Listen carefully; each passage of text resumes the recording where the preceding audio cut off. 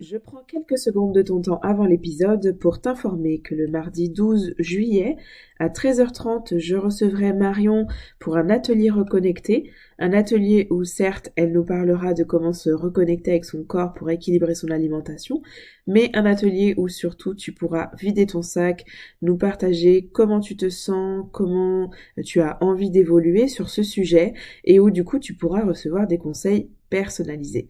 Je n'en dis pas plus pour le moment et je te laisse à ton écoute. Salut et bienvenue dans le podcast Reconnexion. Je suis Sarah, la fondatrice de Bien-être des mamans, et je t'aide pas à pas à retrouver l'équilibre entre tes différentes casquettes et à te reconnecter avec la femme, l'individu qui est en toi. Si tu es à la recherche d'un endroit sans tabou, où tes émotions et pensées, même les plus gênantes, n'ont plus besoin de se cacher, tu es au bon endroit. Au travers de Bien-être des mamans et du podcast Reconnexion, je te partage tous mes conseils pour t'aider à comprendre ce que tu vis, retrouver ton bien-être et solidifier ton foyer. Bonne écoute!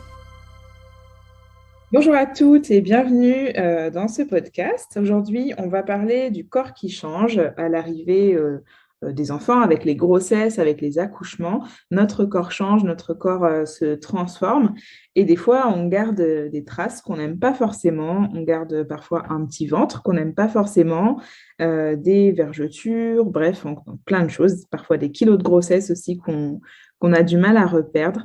Notre corps évolue et c'est pas toujours évident de se réconcilier avec son corps. L'alimentation aussi, elle est impactée par la fatigue, la culpabilité. On peut avoir l'impression qu'on retrouvera jamais son corps d'avant et surtout jamais l'alimentation équilibrée qu'on avait ou qu'on aurait aimé avoir parce que du coup, on n'a plus le temps, plus l'énergie, plus l'envie. Et des fois même, on a l'impression qu'on est déjà allé tellement loin que ce sera compliqué de revenir, entre guillemets, en arrière. On cuisine de bons plats Ilsi, je ne sais pas comment ça se prononce, mais voilà, pour nos enfants, pour nos bébés, souvent les petits pots qui sont très, très sains et équilibrés, alors que pour nous, c'est difficile de se maintenir. Donc aujourd'hui, j'ai le plaisir d'accueillir dans ce podcast Marion. Marion qui est coach en alimentation et surtout en alimentation émotionnelle. Marion que j'aime beaucoup et c'est pour ça que je l'ai invitée dans ce podcast pour nous partager tout ça parce que finalement, c'est pas juste une histoire de ce qu'on mange, mais c'est aussi une histoire de ce qu'on vit. Donc Marion, bienvenue. Je peux te laisser te présenter en quelques mots, s'il te plaît. Merci Sarah, je suis ravie et je me sens privilégiée d'être dans ce podcast. Alors moi, je m'appelle Marion, j'habite à Lyon et comme l'a dit Sarah, je suis coach principalement en perte de poids, mais j'accompagne surtout sur l'aspect psycho-émotionnel de la perte de poids et j'accompagne aussi dans le domaine de l'alimentation, enfin je fais les deux. C'est un accompagnement assez global que je propose. Et une des choses qui me marque le plus quand je discute avec les personnes que j'accompagne, c'est ce rapport au corps. Et on travaille énormément sur le fait de se reconnecter, de se réconcilier avec son corps et de faire vraiment un avec son corps, de voir son corps comme un allié.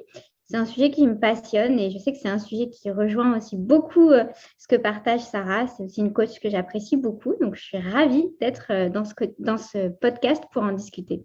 Merci Marion d'avoir accepté mon invitation. Alors, entrons dans le vif du sujet. Qu'est-ce que tu conseillerais, Marion, pour une jeune maman, par exemple, qui voudrait perdre ses kilos de grossesse? Alors, qu'est-ce que je lui dirais à cette jeune maman? Premièrement, je lui dirais que ce n'est pas forcément la priorité quand on vient d'accoucher que de vouloir tout de suite perdre ses kilos de grossesse. Je pense qu'il y a une première phase qui peut être de juste accepter que le corps, il a vécu 9 mois de grossesse, il a vécu un accouchement, il a porté un enfant, il a donné la vie. Et du coup, on peut aussi juste l'autoriser à prendre son temps aussi, peut-être pour revenir à un corps qui ressemble plus à celui qu'on avait avant la grossesse, ou peut-être pas. Mais en tout cas, moi, j'encouragerais à laisser un temps où ce n'est pas la priorité, à peut-être se centrer sur autre chose. Quand on est jeune maman, on a plein d'autres choses à penser et peut-être se centrer sur le fait de retrouver aussi un équilibre familial ou un équilibre de couple avec l'arrivée du jeune enfant, avoir aussi toute l'attention qui peut être portée à ce jeune enfant. Et tout en continuant de prendre soin de soi, l'idée, ce n'est pas de s'oublier quand on est jeune maman, mais en tout cas, peut-être davantage de cultiver un bien-être avec le corps qu'on a maintenant, plutôt que de vouloir tout de suite le changer ou tout de suite retrouver le corps qu'on avait avant. J'encouragerais même à aimer d'abord le corps que l'on a avant de vouloir le changer. Moi, je dis souvent à mes coachés, la motivation pour perdre du poids, ça doit être, le mieux, c'est que ce soit l'amour, en fait. Ne pas vouloir que notre corps change pour l'aimer, mais parce qu'on l'aime, avoir envie qu'il change. Et ça permet aussi, quand on aime son corps tel qu'il est, bien aussi de voir est-ce qu'on a vraiment envie qu'il change ou pas, en fait. Parce que avoir pris quelques kilos après la grossesse, c'est pas forcément problématique. En fait, ça ne remet pas forcément notre santé en question. Et puis, on peut totalement se sentir belle, épanouie dans un corps avec quelques kilos en trop. Donc, le fait d'avoir de l'amour pour son corps tel qu'il est, ça permet aussi de jauger si j'ai vraiment envie de perdre du poids, combien. Et du coup, ça permet aussi d'avoir ensuite une démarche de poids plus saine, une démarche de perte de poids plus saine que de se focaliser sur le poids qu'on avait avant et d'en faire un peu notre priorité. Ouais, c'est super intéressant. Du coup, ça me fait penser un peu à moi, puisque quand j'étais enceinte de ma première fille, j'ai pris 25 kilos. Vraiment, je me reconnaissais plus en fait, hein. C'était compliqué. Et même pendant la grossesse, du coup, l'alimentation était très compliquée parce que les odeurs me donnaient la nausée pendant toute la grossesse et bizarrement, particulièrement les odeurs de légumes. Donc, ça a été très compliqué de manger sainement pendant ma grossesse. Et évidemment, après, une fois que ma fille est arrivée, entre la fatigue, la perte de repères, etc., c'était pas possible, en tout cas pour moi, de me remettre à cuisiner. D'autant plus que je me suis perdue. Je le raconte quand même assez souvent. J'ai fait, entre guillemets, une dépression souriante. Je suis pas sûre que c'était vraiment diagnostiqué comme une dépression, mais en tout cas, j'étais vraiment pas bien. Donc, l'alimentation, clairement, c'était pas ma priorité. Et du coup, dans mon rapport à mon corps, c'était très compliqué. Et ma perte de poids s'est déclenchée il n'y a pas si longtemps que ça, début 2021, quand j'ai décidé qu'en fait, je m'en fichais et que j'aimais mon corps comme il était. Et du coup, ça faisait déjà, enfin, ma fille avait déjà 5 ans. Donc, j'ai fait quand même 5 ans.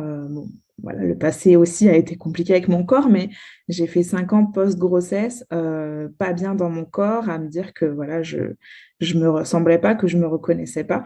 Et c'est quand j'ai décidé que je m'en fichais et que j'aimais mon corps en fait comme il était, que là, bizarrement, tout s'est enclenché, alors que oui, j'ai fait une détox de quelques jours en début d'année. Mais après ça, en fait, j'ai repris une alimentation complètement désordonnée de maman très occupée. Et pourtant, mon corps a continué à perdre du poids, perdre du poids, perdre du poids. Et je pense vraiment que c'est premièrement le fait que je l'aimais qui, du coup, lui a permis de relâcher plein de choses, quoi. Donc, je ne sais pas scientifiquement comment ça peut s'expliquer, mais en tout cas, les faits sont là. Oui, complètement. Non, mais c'est vraiment parlant ce que tu dis.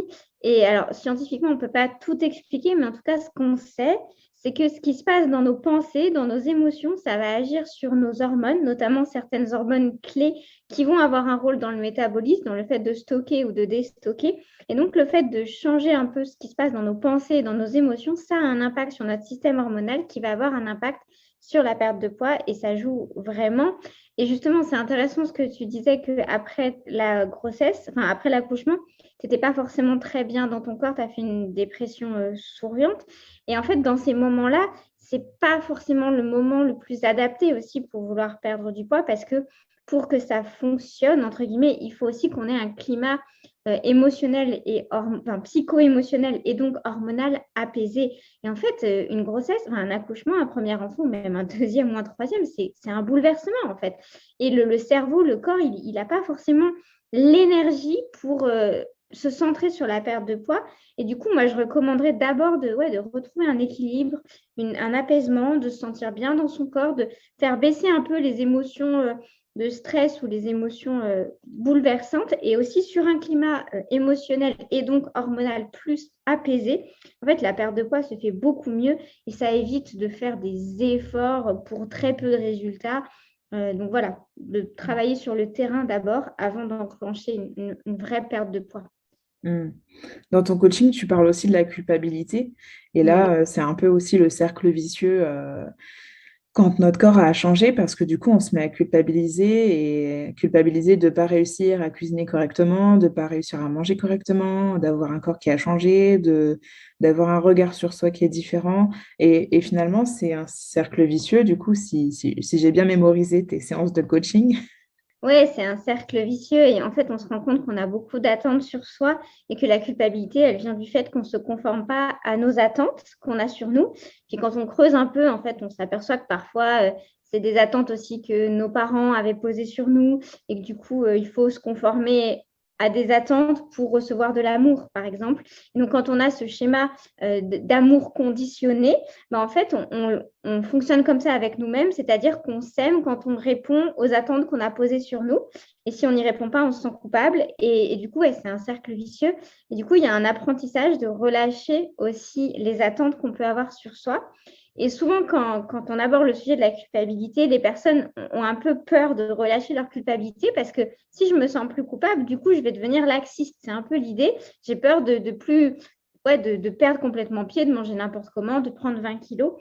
Et en fait, c'est pas ce qui se passe quand on relâche la culpabilité, surtout quand on est dans une démarche d'amour de son corps. En fait, quand on aime son corps, on veut le mieux pour lui. Et donc, naturellement, on va plutôt avoir tendance à même encore mieux manger que quand on essayait de bien manger par culpabilité, parce que la culpabilité, c'est jamais un moteur qui nous tient vraiment, qui nous pousse vers l'avant, c'est plutôt un moteur qui nous oppresse, un moteur qui nous fait peur. Parce que dans la culpabilité, il y a si je ne fais pas bien, il va se passer quelque chose, en fait, même si on ne sait pas exactement quoi. Dans l'idée, c'est il va y avoir quelque chose qui va mal se passer pour moi. Alors que, du coup, quand on est dans l'amour pour son corps et qu'on veut agir bien par amour pour son corps, il n'y a pas cette notion quand on répond, on ne fait pas exactement comme on aurait aimé faire, c'est en mode OK, et puis on fera mieux la prochaine fois, en fait. Et il y a pas cette idée de ah, je suis pas assez bien. Ouais, il n'y a pas cette idée de je suis pas assez bien, je suis trop ci, je suis pas assez ci. Et du coup, ça, c'est très, très nocif aussi, cette idée d'en faire un truc identitaire, en fait. J'arrive pas à répondre aux attentes que j'ai posées sur moi. Du coup, ça va changer quelque chose dans ma valeur, dans mon identité. Et c'est ça qui est très toxique et très nocif et qui baisse notre estime de nous. Alors que le faire d'une manière plus apaisée, légère, sans culpabilité, ça permet aussi de tenir sur le long terme et de le faire d'une manière beaucoup plus agréable. Et en plus, c'est plus efficace. du coup, Marion, comment on fait pour se réapproprier son corps? Alors, moi, je propose plusieurs pistes. Après, à chacune, de prendre celle qui lui parle, hein. Il y a certains outils qui parlent plus à certaines qu'à d'autres. Mais une des premières choses que l'on peut faire pour se réapproprier son corps, c'est le masser. Moi, je conseille de masser, notamment les zones de son corps avec lesquelles on a un peu de mal, mais de masser, de prendre soit une huile qui sent bon, ou une crème qui sent bon, ou quelque chose qui est agréable pour nous, et de masser régulièrement son corps, de le toucher, de le masser là où les zones qu'on n'aime pas forcément, pour aussi se reconnecter à ces zones-là. Et derrière le massage, il y a le côté, je fais du bien à mon corps. En fait, je fais du bien à mon corps, même s'il n'est pas forcément comme j'aimerais qu'il soit. Donc moi, j'aime bien conseiller les massages.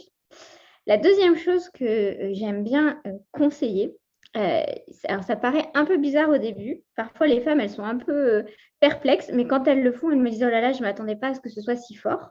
Donc, c'est de se mettre devant la glace en sous-vêtements ou même toute nue si on le sent, et de regarder vraiment son corps et de lui parler. De lui parler et de lui dire déjà merci pour toutes les choses qu'on a pu vivre grâce à lui, et notamment les mamans, de réaliser que voilà, leur corps a quand même donné la vie et que même s'il y a un ventre un ventre un peu proéminent après la grossesse, en fait, c'est à cet endroit-là qu'on a porté l'enfant. Et plusieurs m'ont dit, en fait, j'ai réalisé que ce ventre, il était aussi un signe que j'avais eu des enfants, des beaux enfants que j'aime. Et du coup, ça prend une autre dimension de mon ventre, ce ventre que je sens là, c'est aussi parce que j'ai donné la vie, en fait. Et du coup, on aime davantage cette zone-là parce que ça a un sens, en fait. Donc, du coup, de pouvoir lui dire merci, ou merci parce qu'avec notre corps, on a pu faire pas mal de choses, et de remercier son corps, en fait, pour qui il est et pour ce qu'il nous permet de faire, parce que parfois, il est fonctionnel par la santé, quand on a la chance d'être en bonne santé. Donc, de lui dire merci. Peut-être aussi, je conseille parfois de lui dire pardon quand on a été dur avec son corps par le passé, de pouvoir juste dire pardon et de dire je compatis, ou et où je t'aime et de pouvoir vraiment voir son corps comme un allié, un ami et de souffrir avec, entre guillemets, et de l'accompagner aussi dans ce qu'il vit. Et si on a un corps qui est en souffrance, ben de pouvoir juste compatir compatir à la souffrance de son corps, entre guillemets. Mais en tout cas, d'être dans une démarche où on est dans la même équipe, en fait. Et si on veut perdre du poids, on va faire ça ensemble. C'est pas moi, mon esprit contre toi, mon corps, et moi, mon esprit, et je veux changer, je veux te changer, en fait. Sinon, ensemble, on va faire ce qui est le mieux pour nous, en fait. Et donc, du coup, voilà, de lui parler, de lui dire merci, pardon, je compatis et où je t'aime. Ça peut, généralement, ça déclenche beaucoup d'émotions chez les femmes, mais en tout cas, ça marche plutôt bien. Ouais. Voilà, c'est les deux choses que je conseille principalement. Après, il peut y avoir d'autres moyens. Oui, en fait, tu transformes le sujet de colère, voire de haine, tu le transformes en sujet d'amour et de gratitude. Donc, ça change la perception et du coup, même aussi le travail du corps, quoi. Le corps va plus facilement faire ce qu'il a à faire dans l'élimination de tout ce qu'il a besoin d'éliminer parce que il est un objet d'amour et il n'est plus un objet de haine ou de colère, quoi. Exactement. Très intéressant. Ouais. Après, comme je dis aussi, c'est pas parce qu'on aime son corps. Une coachée m'a fait la remarque, enfin pas la remarque récemment, mais elle avait un peu du mal avec cette idée parce qu'elle disait oui, mais j'aime pas la silhouette qu'a mon corps, j'ai vraiment envie de perdre du poids, du coup j'ai du mal à l'aimer. Et en fait, je lui ai dit ok, il y a le fait d'aimer son corps tel qu'il est, mais on a le droit de pas être à l'aise avec la silhouette qu'il renvoie et d'avoir un désir qui renvoie une silhouette qui est davantage corrélée à notre identité. Parce que ce que j'entends parfois, c'est je me reconnais plus, mon corps, la silhouette de mon corps ne reflète plus qui je suis à l'intérieur. Et ça, on peut le dire, on peut le formuler, on peut l'entendre, mais du coup, on peut aimer son corps tel qu'il est maintenant, tout en voulant qu'il renvoie une autre silhouette qui correspond plus à notre identité. Donc, voilà, pas non plus culpabiliser, de se dire, ouais, mais je veux quand même perdre du poids, c'est que j'aime pas mon corps. Non, pas forcément. Il peut y avoir vraiment un amour pour son corps et un désir de l'amener plus loin et de l'amener vers une silhouette qui correspond plus à notre identité. Oui, puis à notre santé aussi, parce qu'on peut très bien aimer son corps en étant très forte, mais savoir que par rapport à notre santé, on a besoin de perdre tant de kilos. Voilà, c'est pas le cas pour tout le monde, mais ça peut être le cas. Et du coup, c'est OK aussi d'avoir ce désir d'être en meilleure santé et voilà, de se sentir mieux de façon générale, quoi. Absolument. Ouais. Et du coup, l'alimentation saine, c'est quoi pour toi l'alimentation saine? Alors, l'alimentation saine, pour moi, c'est, oui, ce qu'il y a dans l'assiette. Donc, on pourra en reparler après. Voilà, c'est une composition de ce qu'on mange qui est équilibrée, mais pas que, en fait. Pour moi, avoir une alimentation saine, c'est pas juste ce que je vais manger et en quelle quantité. C'est aussi comment je vais le manger, avec quelle pensée, avec quelle émotion je vais le manger. Par exemple, quelqu'un qui mangerait, mais parfaitement selon les recommandations alimentaires du ministère de la Santé, mais qui du coup n'arriverait absolument pas à être invité chez des amis qui vont avoir cuisiné différemment, peut-être un peu moins sain que d'habitude, et qu'il va y avoir beaucoup de culpabilité, un désir de compenser après. Moi, je ne dirais pas forcément qu'il a une alimentation saine, ou bien quelqu'un qui est obligé de cuisiner toujours d'une certaine manière, quelles que soient les contraintes de temps, les contraintes d'énergie, il faut toujours cuisiner selon les règles alimentaires, etc. Pour moi, ce n'est pas forcément sain parce que là, ok, peut-être pour le corps, c'est parfait, on est d'accord, mais par contre, quid de l'esprit, en fait, des pensées et des émotions.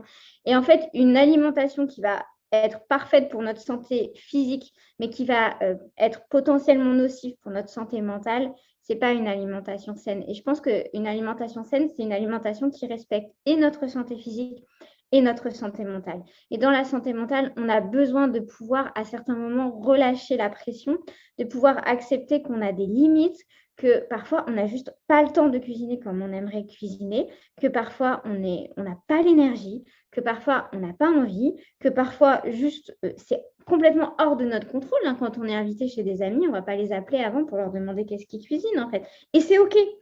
Et parfois, on me demande comment gérer les écarts. Et la phrase que j'aime bien, c'est en fait, les écarts, c'est la vie aussi. De dire comment je fais quand je vais au resto, comment je fais quand je suis invitée chez des amis, comment je fais à Noël, comment je fais si je suis invitée à un mariage. En fait, ça, c'est la vie, en fait. Et ça fait partie de l'alimentation saine, c'est aussi savoir profiter de ces moments-là et savoir le faire sans culpabilité. Alors, évidemment, c'est le fait d'avoir une alimentation équilibrée au quotidien qui va permettre que, aussi dans ces moments-là, il n'y ait aucun risque pour notre santé. Mais voilà, ce que j'ai envie de partager, c'est que l'alimentation saine, c'est oui, avoir au quotidien une alimentation équilibrée, mais c'est aussi tout ce qu'il y a autour. Ne pas être dans la culpabilité, être OK avec le fait, avec la vie, en fait, qui va être pleine d'imprévus. Et ça fait partie de la vie et ça va agir sur notre alimentation et c'est OK. Et juste savoir composer avec tout ça, tout en étant en bonne santé et physique et mentale, du coup. Ouais, c'est ça. Et puis, le conseil que j'ai envie d'ajouter, c'est que du coup, les fois où où on a l'énergie, où on cuisine, où, voilà, où on fait les choses bien, bah, du coup, en faire plus. Comme ça, pour les fois où on n'est pas bien, où on n'a pas le temps, où on est fatigué, où on a mal dormi parce que l'enfant s'est réveillé 5 fois dans la nuit, et bah, il y a déjà quelque chose de prêt. Et on n'a pas à se dire, ah, faut encore couper des courgettes. Ouais. Non, c'est pas grave parce qu'il y a déjà quelque chose. Je prends un exemple tout concret là aujourd'hui. Ben, j'étais fatiguée, j'avais plein de choses à faire et du coup ce midi j'avais pas beaucoup de temps pour manger et j'avais le choix de faire des pâtes bolo avec du fromage, mais du coup cet après-midi j'aurais pas du tout été opérationnelle et en fait j'avais encore de la salade de tomates avec des concombres, du thon, etc. de prête. Donc j'ai choisi de manger ça. Alors, je dis pas que j'ai toujours réussi à choisir de manger ça plutôt que de manger des pâtes, mais l'avantage quand il y a déjà quelque chose de prêt, c'est que j'ai pas eu besoin de me dire, oh là là, il va falloir que je coupe des tomates et des concombres, là, j'en ai pas envie, c'était déjà prêt. Et du coup, Ouais. ça facilite carrément le fait de se dire que on va manger plus sainement. Je suis entièrement d'accord. Ouais, je suis entièrement d'accord. On a besoin de trouver des astuces en fait pour que ce soit aussi plus accessible d'avoir, enfin, ouais, accessible d'avoir de l'alimentation saine parce que sinon on est tous pareils, hein. Quand on est fatigué, on manque de temps et qu'il faut qu'on passe une demi-heure à couper tous nos légumes et ensuite à les faire cuire et qu'à côté il y a des pâtes, du pain et du fromage. Dans 90% des cas, on va choisir les pâtes, le pain et le fromage. Et c'est pas qu'on est mauvais en alimentation, c'est juste qu'on est humain, en fait, et que on n'a peut-être pas envie de manger dans 1 heure et demie, que la famille, elle a besoin de manger bientôt parce qu'après, il faut aller coucher les enfants. Là, ça fait partie de la vie. Donc, du coup, le fait d'avoir des petites astuces pour rendre l'alimentation plus saine, accessible, c'est chouette. C'est chouette. T'en as des petites astuces? Alors chez nous, c'est les légumes surgelés que l'on utilise pas mal. Alors les légumes surgelés qui ne sont pas assaisonnés, c'est juste des légumes qui ont été congelés. En plus, il y a des études qui montrent que ça conserve plutôt bien les vitamines. Et nous, c'est vrai que c'est quelque chose qu'on utilise beaucoup à la maison parce que le soir, on n'a pas toujours le temps de cuisiner. Moi, parfois, j'ai le temps si j'ai mes coachings qui finissent pas trop tard. Parfois, mon mari a le temps s'il rentre pas trop tard, mais ce n'est pas le cas. Et du coup, généralement, on a toujours haricots verts, petits pois, haricots verts, petits pois en surgelé. Au sûr, moi, j'essaie d'avoir toujours des épinards aussi surgelés. Comme ça, on aime bien, c'est pratique. On les met à décongeler en même temps qu'on fait le reste et ça nous permet de manger des légumes. Donc ça, moi, les légumes surgelés, je les conseille pas mal. Les crudités aussi. On essaie d'avoir toujours soit en hiver des carottes radis ou en été concombres, etc. Ça permet, en attendant aussi parfois que le repas se fasse, de mordiller dans des crudités. Ça fait un apport de fibres, un apport de minéraux, puis en plus ça commence à remplir l'estomac. Donc voilà, avoir des crudités chez soi et utiliser les légumes surgelés, c'est pas mal. Ou même certains plats surgelés, hein. Parfois, hein, pas forcément tout le temps, mais il y a certains plats surgelés qui sont bien composés. Ça peut dépanner pour une soirée, hein. Ouais. J'ai une petite anecdote sur les surgelés encore. Quand j'étais enceinte de ma première, j'ai eu un déclic écologique. Et du coup, je suis passée en mode je ne veux plus de plastique dans ma maison, je ne veux plus de légumes qui soient déjà faits ou coupés ou quoi que ce soit. Donc, du coup, je voulais les acheter moi-même, si possible qu'ils soient bio, etc., etc. Sauf qu'une fois que j'ai eu ma fille, c'est juste devenu impossible dans ma réalité de pouvoir prendre le temps de faire tout ça, etc. Et en fait, c'est devenu aussi un sujet de culpabilité. Tu vois, parce que du coup, en gros, dans ma conception des choses, c'était soit j'étais une mauvaise humaine pour la planète et du coup, je mettais du plastique et en plus, je donnais à ma fille des légumes qui étaient moins bons parce que déjà surgelés, parce que je ne sais pas d'où ils viennent, etc. Soit j'avais moins de temps pour m'occuper d'elle ou quoi que ce soit parce que du coup, je coupais des légumes, tu vois. Donc ça m'a mis, c'était terrible. Et puis bah pareil, plusieurs années après, quand j'ai vraiment lâché prise sur ça, je suis repassée aux légumes surgelés. C'est pas forcément un gros kiff et évidemment que je préférais prendre mes légumes bio qui viennent de sortir de la ferme, Absolument. mais c'est une histoire de temps et de saison et je sais que je vais pas rester toute ma vie aux légumes surgelés. D'ailleurs, je le vois là maintenant que je suis en train petit à petit de les diminuer et du coup, j'ai juste appris à, tu sais, lâcher prise, à me lâcher la grappe en fait, comme je dis souvent. Ouais, c'est Lâcher ça. la grappe parce que bah, c'est pas grave en fait. Enfin, c'est pas, c'est pas si grave que ça. Et ce qui est plus important, c'est que là, aujourd'hui, je prenne soin de moi et que je prenne soin de ma famille. Et si ça doit passer par des légumes surgelés pendant plusieurs mois ou plusieurs années, bah, c'est OK, quoi. Carrément. Moi, j'aborde souvent la notion de priorité, en fait, où l'alimentation, pour moi, c'est important que ce soit une priorité dans nos vies, mais il y a d'autres priorités. Et c'est important de savoir placer l'alimentation à sa juste place dans son ordre de priorité selon ses saisons de vie, en fait. Mm. Et parfois, l'alimentation va être prioritaire dans certaines saisons de vie, dans certaines situations, à certains moments. Parfois, elle ne le sera pas. Parfois, c'est autre chose qui sera prioritaire. Notre repos, nos enfants, Mm. notre couple, peu importe. Mais en fait, l'alimentation n'est pas toujours la priorité. Je suis coach en alimentation, mais vraiment, je le dis, l'alimentation n'est pas toujours la priorité. Mm. Ouais, c'est clair, tellement important. Ouais. Et l'autre astuce, du coup, que moi j'ai découverte il y a quelques mois, c'est Kitok. J'en ai déjà parlé dans ce podcast, mais Kitok, c'est vraiment un truc qui m'a sauvée dans une période où j'en avais ras-le-bol de cuisiner tout le temps la même chose. Et qu'en plus, ben, on prenait du poids parce que souvent, c'était pas forcément très sain ce que je faisais. C'était dans une période où je manquais vraiment de temps, d'organisation, etc. Donc, les repas que je faisais, c'était pas terrible. Et mon mari ne cuisine pas, ou encore pire que moi. Donc, du coup, c'est moi qui fais ça à la maison. Donc, Kitok, ça m'a vraiment aidé parce que, donc, enfin, pour celles qui connaissent pas, c'est une entreprise qui livre, qui propose des recettes et qui livre à domicile tous les ingrédients pour les recettes qu'on a choisies dans les proportions qu'on a choisies. Et ça, je trouve ça vraiment top parce que ce sont des recettes qui sortent vraiment de l'ordinaire, mais qui sont pourtant très faciles à faire avec les fiches qu'ils donnent, etc. Et le fait qu'ils aient vraiment donné tous les ingrédients au millimètre près, quoi.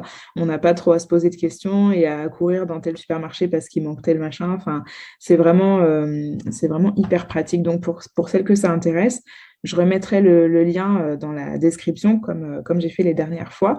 Et puis, franchement, allez voir parce que ça sauve des repas et ça permet vraiment de remanger un peu plus sainement et d'autres choses surtout. Ça fait du bien.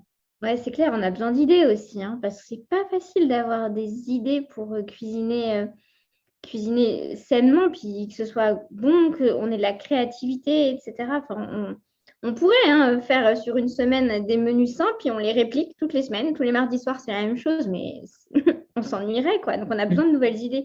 C'est un Mais bon plan, ça. justement, parlons-en des menus. On n'en a pas parlé, mais alors les menus, personnellement, je déteste ça. Je sais que ça fonctionne très bien pour certaines personnes. C'est beaucoup recommandé aux mamans, surtout dans les gestions de budget et dans la facilité comment dire, d'organisation. Personnellement, ça ne marche pas avec moi et du coup, je tenais à dire un mot sur ça parce que je sais qu'il y a plein de mamans pour qui ça ne marche pas et qui se culpabilisent de ne pas réussir à mettre en place des menus. Bah, c'est OK en fait. C'est OK pour celles pour qui ça marche, c'est OK pour celles qui font à la semaine ou au mois, et c'est OK aussi pour celles qui ne veulent pas avoir de menu chez elles. Voilà. Moi, j'ai essayé plein de versions possibles. Finalement, on mange jamais ce qui était prévu, donc je passe des heures à faire des menus pour au final jamais manger ce qui était prévu. Ça me gonfle. Donc, juste s'enlever ce poids. Et puis, c'est pas grave, en fait. Juste trouver la façon qui vous convient à vous, à votre famille. Et c'est OK, on est tous différents. Et on a tous, on a chacun notre manière qui nous convient, quoi. carrément. Alors, moi, je ne suis pas encore maman, mais alors me connaissant, ça m'étonnerait que j'arrive à faire des menus, hein. Vraiment, c'est pas du tout mon truc. Déjà que quand j'essaie de faire des emplois du temps sur ma semaine en me disant, voilà, tel jour, je vais faire tel truc et tout, ça ne marche jamais. Chaque fois, je suis en mode, oh non, je ferai ça plutôt demain, puis du coup, je vais échanger, etc. Bon, à la fin, je fais tout dans ma semaine, mais jamais comme c'était prévu. C'est ça. C'est ça. Bah, du coup, par rapport à ça, on m'avait aussi dit, mais c'est pas grave, en fait, tu te fais des menus et puis tu les changes au niveau de ta semaine, etc. Donc, si tu as prévu telle chose mercredi soir et que tu as envie de le manger mardi midi, c'est OK. Mais ça marche pas non plus, ça, chez moi. C'est-à-dire qu'il y a toujours le truc qui était prévu pour tel repas que finalement on va manger avec un autre repas, puis du coup, il y a plus rien qui va ensemble. Enfin, au final, ça ne sert à rien, chez nous en tout cas. Donc voilà, c'était le petit mot. Du coup, dans tes coachings, Marion, tu n'as pas de fiches menus et tout ça?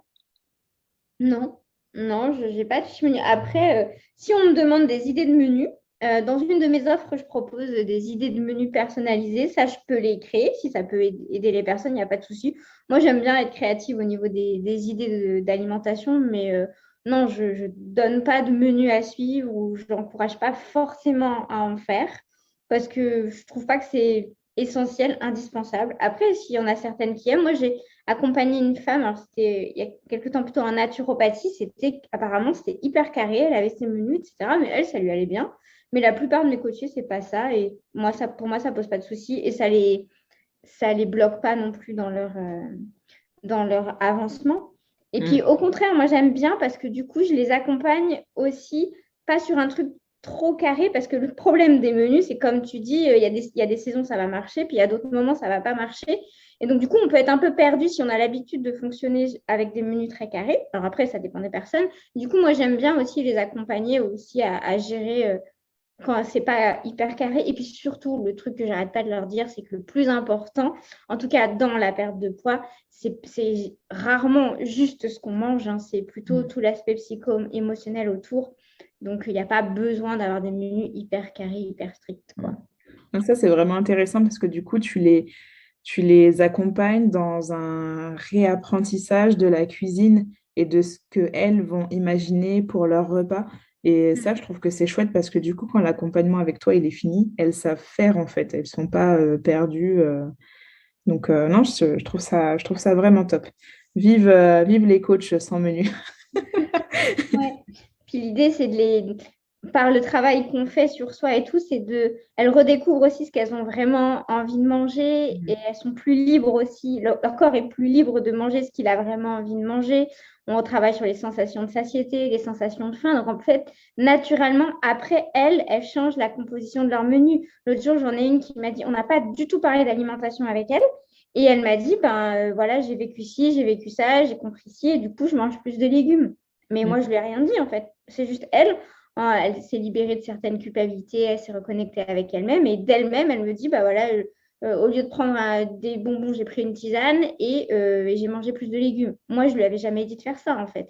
Donc, je suis assez convaincue que quand on se reconnecte aussi avec son corps, on a des envies de manger qui sont naturellement saines, en fait. Et du coup, il n'y a pas forcément besoin d'aller forcer le corps à ingurgiter des choses. Il nous le dit, en fait, ce qu'il a envie. Et c'est bien corrélé avec la santé, en fait. C'est bien fichu, en fait.